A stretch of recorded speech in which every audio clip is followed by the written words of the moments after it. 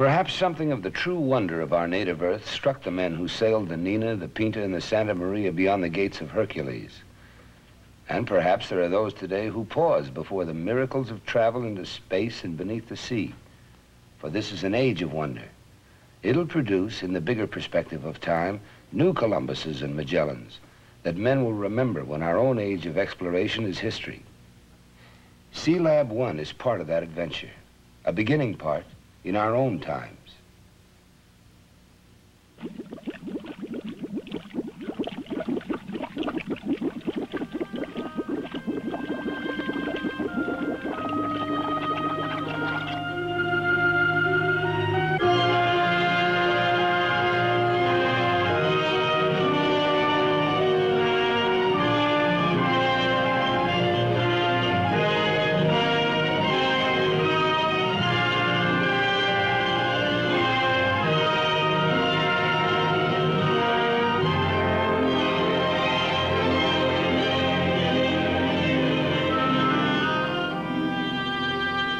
A free-swimming diver moves through the realm that was once called the silent world, if only because there were no men to hear the sounds and understand the message from the deep.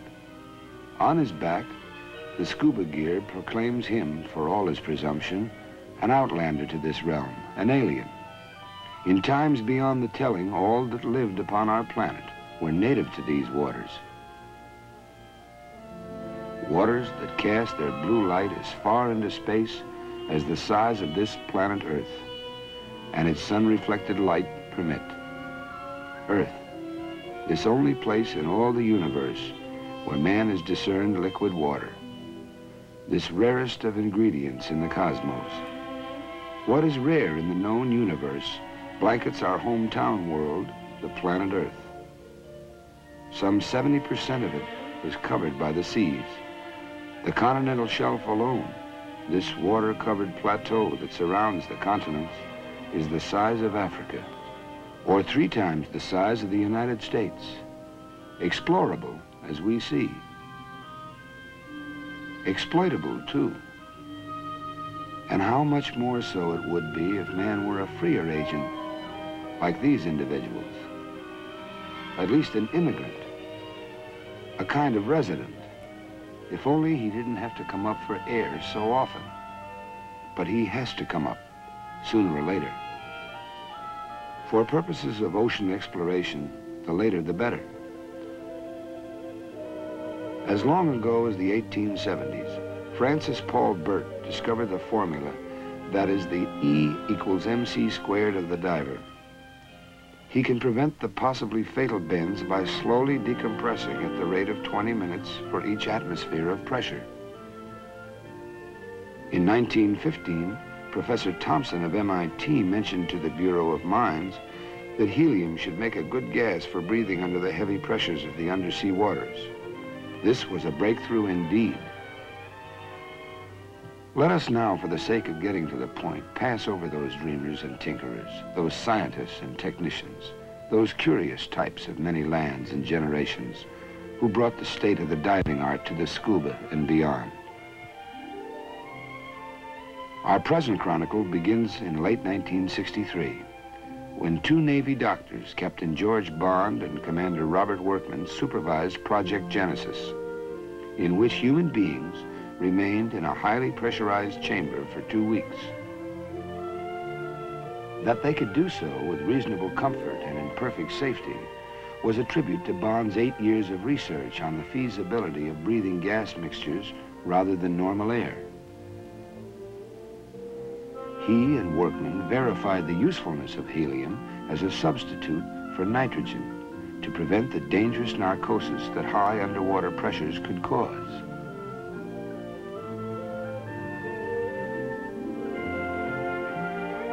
Let us now leap forward in time to midsummer 1964. The Office of Naval Research, inspired by Project Genesis, had designed a strange-looking capsule, the work of Lieutenant Commanders Roy Lanphier and Arthur Gross. It was nothing less than a laboratory for living men to observe themselves and their environment beneath the very waters of the sea. Can man indeed live within the sea as an inhabitant rather than a brief visitor. It takes a heap of logistics to bring the normal world into an abnormal place, but that perhaps is what exploration means. So imagine, if you can, all the planning and thinking, conferring and designing, research and construction that took place in the months and years before this particular Navy tug began to tow this unique orange capsule. The place, America's man-made structure called Argus Island, in the waters 30 miles southwest of Bermuda. The time, July 1964. The occasion, the proof of the pudding for Sealab 1.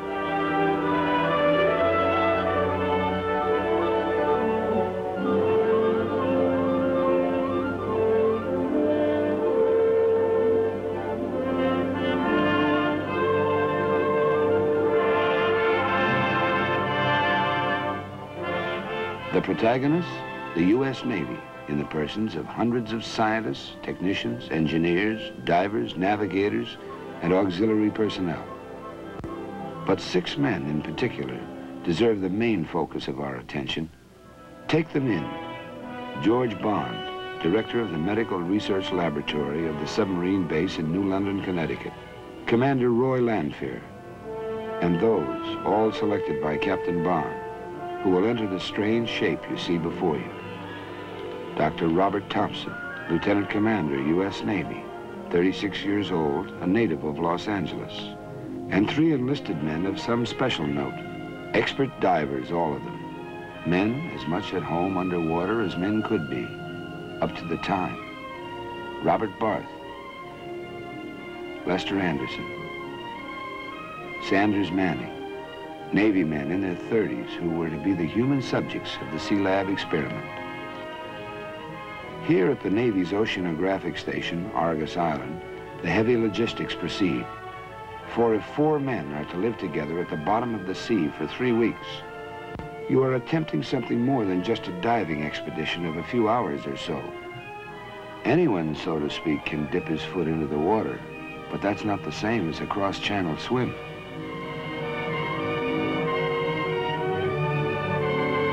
Comes the time for all the maneuvering and preparations, all the testing and retesting, when you stop cutting bait and start to fish. In this case, you load up the bins of the capsule with ballast, say 10 dozen railroad axles and about 10 tons of steel clumps, and it will stop floating and start sinking. Simultaneously, you work precisely and even delicately with mooring lines, cables, connections. Fallibility can be fatal in this new seamanship.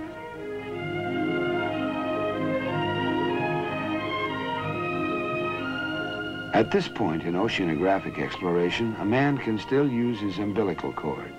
It houses his power and communications cables.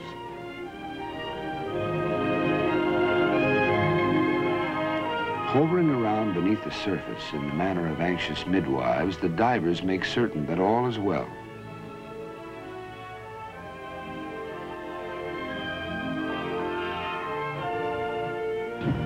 All stations report ready for lowering. Argus Control, report each foot of descent.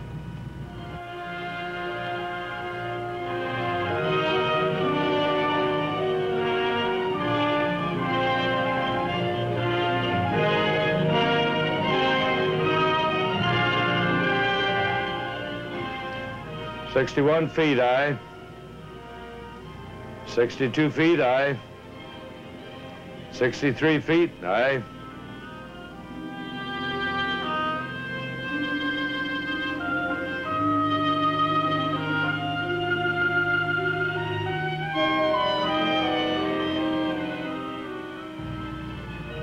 "150 feet, aye.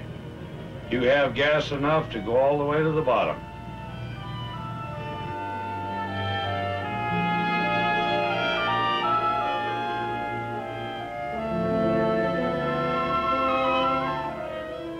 Sealab 1 on the bottom, aye. Hose pipe bubbling, all conditions normal, all systems going.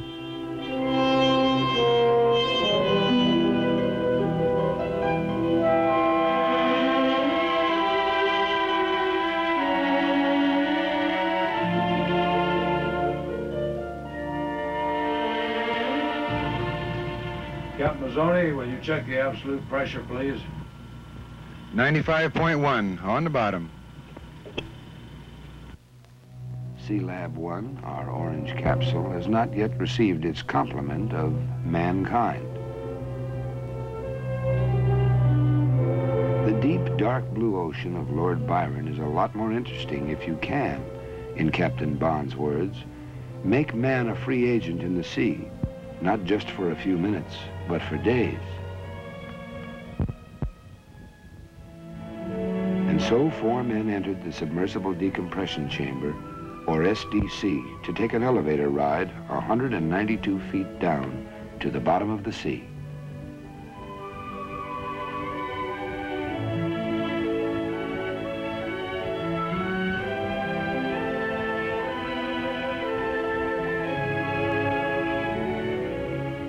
They entered Sealab 1 at twilight, through the hatch on its floor. Because inside pressure had been equalized with the outside water pressure, the hatch was left open.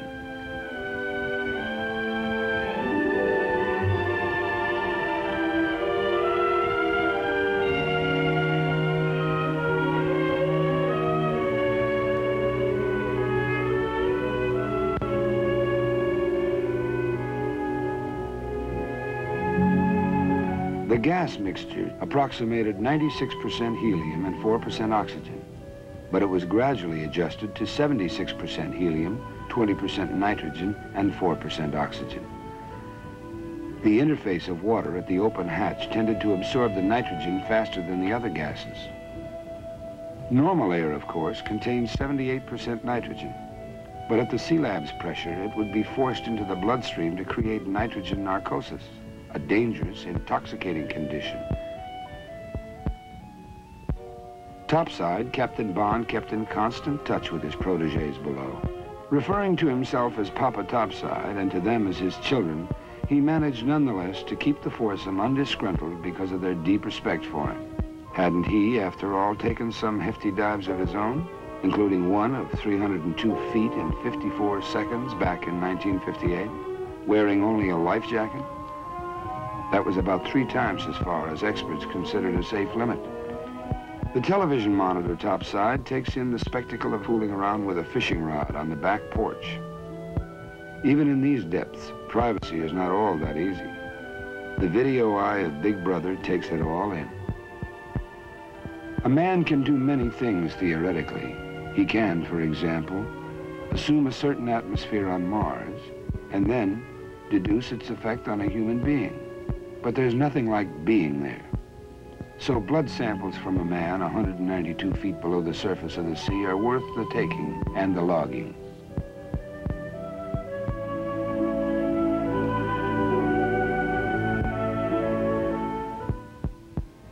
Six man-hours every day the foursome devoted to free swimming within a range of 1,000 feet around the capsule.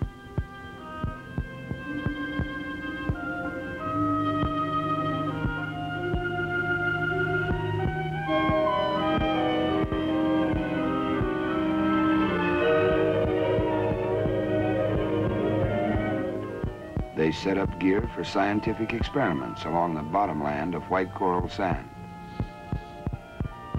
They squinted at the legs of the Argus Island Tower to see how the welding seams were, to note corrosion, to take in this new countryside just beyond their back porch.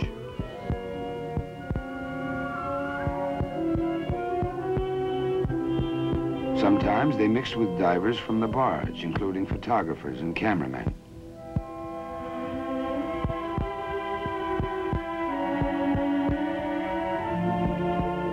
Columbus and Magellan did not have such scribes as these, who, for all their press privileges, must decompress like anyone else if they wish to come up to the surface alive.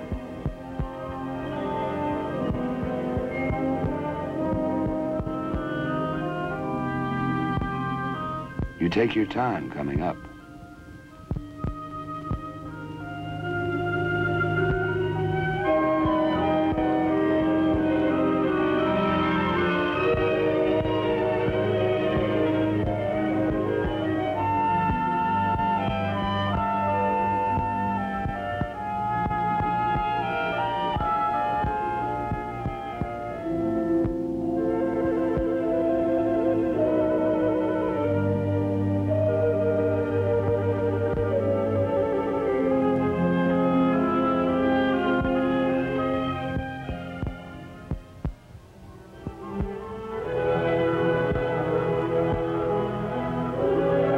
Master Diver Sheets typifies this new breed of explorer, technician, athlete, seaman, who understands the principles of seamanship and the mysteries of the underwater realm, pressure and decompression, breathable and unbreathable gas mixtures, and the seamanship of buoyant capsules and lines and rigging and ballast and supply within the deeps.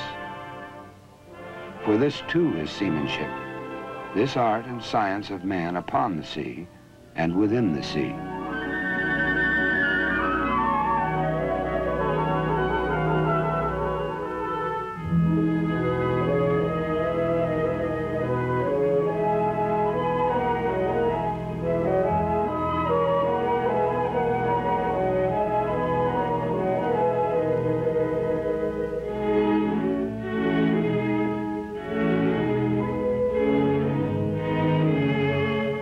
For the longer trips, the men wore scuba gear, but for the shorter swims, hookah gear sufficed.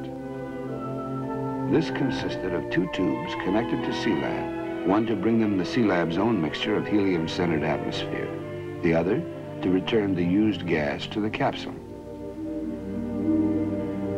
And what the men saw below, for all the tired sophistication that sometimes dogs our civilization, was like a kingdom out of the soaring fancy of the child and the poet, of man and youth, and all the ages of this old planet of ours.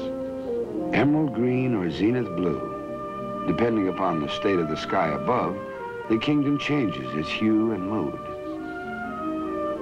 The angelfish and the grouper saw such visitors as they had never seen before, even in this teeming liquid world with its millions of species. The barracuda, the fearsome creator of one-legged men in the pirate legends, were on their most benign behavior for the tourist invasion.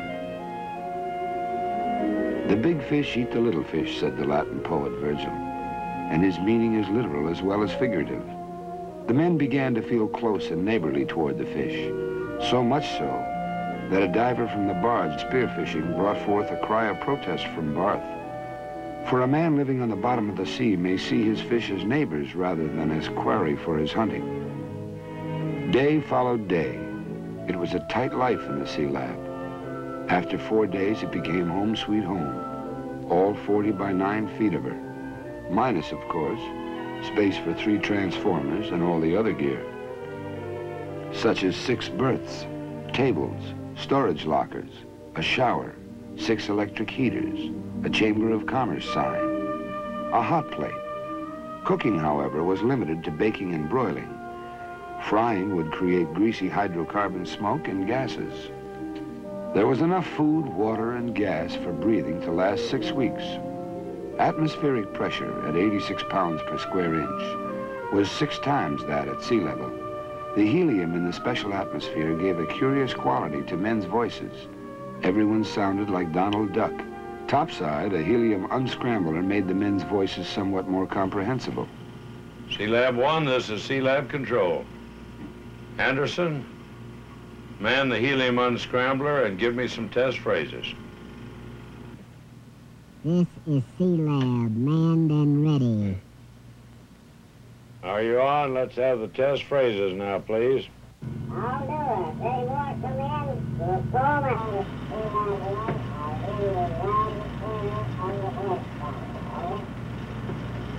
That's very good. I hear you loud and clear on the scrambler.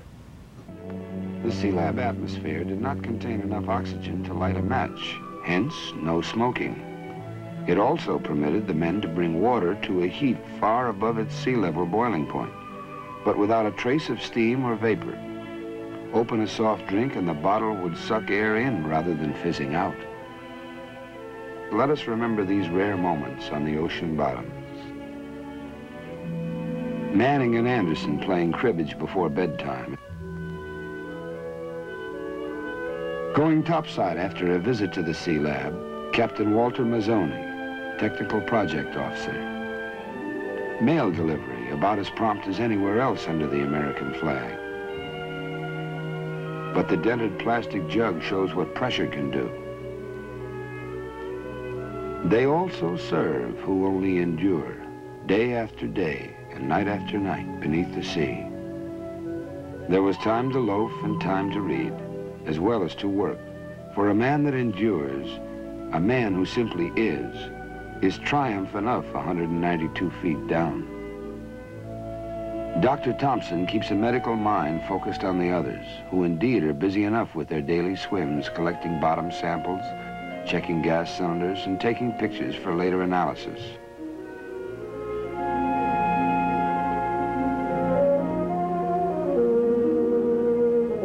The men, living in the still alien realm of the waters, lost all their fear, began to feel that they belonged where they were, that they could go for a swim without their air tanks.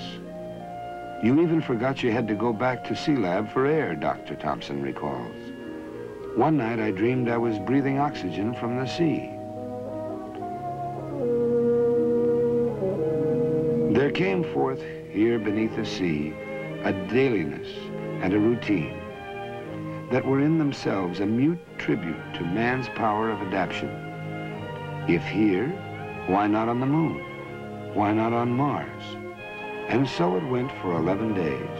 But on the 11th day, intimations, forebodings from the look of things. Topside, trouble brewing in the form of a tropical disturbance, the weatherman's tentative euphemism for what later became a full-fledged hurricane. Hurried conferences, evaluations, decision to abandon Operation Sealab after 11 of the 21 programmed days. From below, objections, complaints. But the risk to topside support ships and personnel, and therefore in time, to all concerned, was too great. So began the ascent. The men stayed in the Sealab for 2 nights and a day while it was slowly raised at the rate of 1 foot every 20 minutes. At which pace, the men within became accustomed to the decreasing pressure as they neared the surface. But at the 84-foot level, trouble.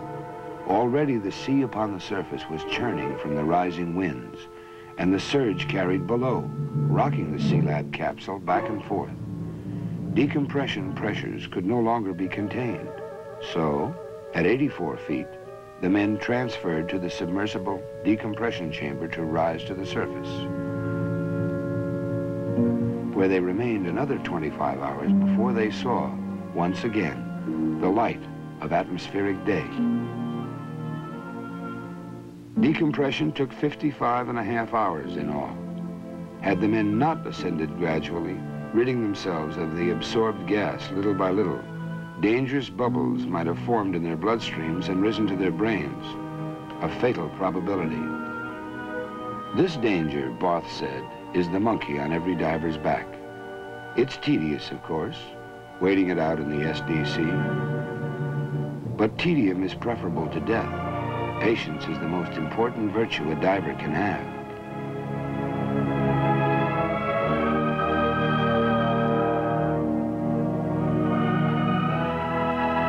Raising Sealab itself was an engineering feat of some note, since all underseas technology is in the nature of pioneering.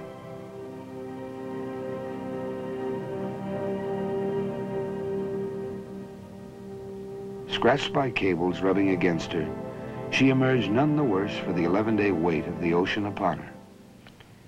And when the men have gone, the sea remains.